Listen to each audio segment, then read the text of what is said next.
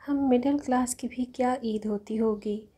عمر تقریباً 8 سال کی ہوگی۔ چھوٹی عید تھی۔ جب عید کی نماز پڑھ کر ہم گھر آئے تو ماں نے 50 روپے دیے۔ میں نے ضد کی کہ مجھے پورا 100 روپیہ چاہیے۔ نہ سمجھ تھا، شاید اس وقت ماں باپ کو پیسوں کی ضرورت تھی۔ ابھی میں نے دوبارہ صرف بولا ہی تھا کہ مجھے پورا 100 روپیہ چاہیے۔ باپ اندر بیٹھا ٹی وی دیکھ رہا تھا۔ باپ نے باہر آتے ہی زوردار تھپڑ مجھے دے مارا۔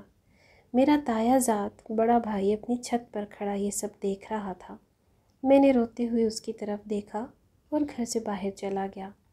اسکول کی دیوار کے ساتھ کھڑا میں کافی دیر تک روتا رہا اور مجھے چپ کروانے صرف وہ تایا زاد ہی تھا۔ گھر والوں کی تو ناراضگی چل رہی تھی۔ نہ وہ ہمارے گھر آتے تھے اور نہ ہمیں وہاں جانے دیا جاتا تھا۔ صرف میرا چچا زاد بھائی مجھے چپ کرانے کی کوشش کر رہا تھا۔ بھائی بہنوں میں صرف میں ہی چوری چھپے تایا جی کے گھر جاتا تھا۔ گھر چھوڑنے کے بعد جو عیدیں آئیں اکثر بے گھر افراد جیسی ہی۔ نہ کوئی بات کرنے والا، نہ کوئی دوست، کبھی کسی شہر تو کبھی کسی شہر۔ پردیسیوں کی طرح زندگی گزری اور آج عید ہے اور میرے ذہن میں یہ سب باتیں گھوم رہی ہیں۔ تمام باتیں یاد آ رہی ہیں۔ پتہ نہیں دنیا کیا سوچے گی، کیا کہے گی، لیکن میں بچوں کو گالیاں دینا، ان پر تشدد کرنا ایک ظلم سمجھتا ہوں، اور جہاں تک ہو سکا اس ظلم کے خلاف آواز ضرور اٹھاؤں گا۔ شاید لوگ بچوں کو مارنا چھوڑ دیں۔ میرا ایک ہی بھائی ہے۔ پردیس آنے کے بعد خبر ملی کہ وہ بھی جب کبھی بات نہیں مانتا تو اسے بھی اسی طرح ابا مارتے تھے۔ ابھی صبح ہی میری اس سے بات ہوئی کافی عرصے کے بعد، تو وہ رو دیا اور مجھ سے اس کا رونا دیکھا نہیں سنا نہیں جاتا۔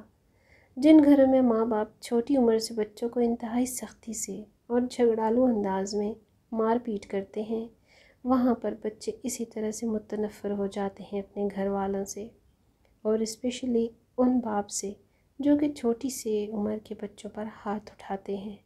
تو خدا را ایسا کرنے سے پہلے 1000 بار سوچ لیجئے کہ چھوٹی سی اس عمر میں ہی اس کے دماغ میں ماں باپ کے خلاف نفرت پیدا ہو جاتی ہے، اور پھر میری طرح بہت سارے ایسے بچے زندگی بھر ٹھوکریں کھانی پڑتی ہیں۔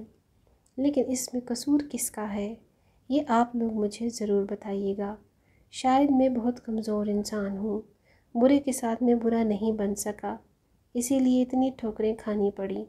مسئلہ یہ ہے کہ ہمارے دکھوں کی کسی کے پاس کوئی دوا بھی نہیں ہے اور نہ ہی کوئی سمجھنے والا۔ میں اپنے قبیلے اور سماج کا ڈسا ہوا باغی مولوی